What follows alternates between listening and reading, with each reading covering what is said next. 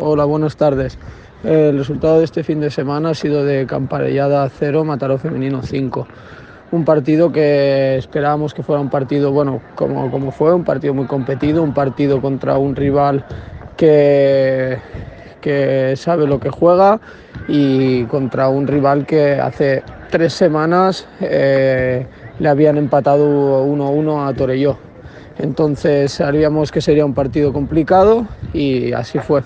Salimos muy bien, en el minuto 10 ya íbamos ganando 0-2, gracias a dos goles a balón parado, y a partir de allí seguimos haciendo una primera parte muy buena.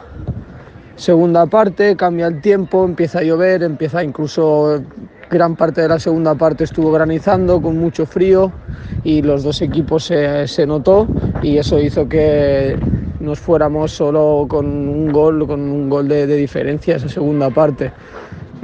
Contentos por el equipo, sí que es verdad que pocas conclusiones se pueden sacar de la segunda parte porque ambos equipos se apagaron mucho y bueno, y a seguir.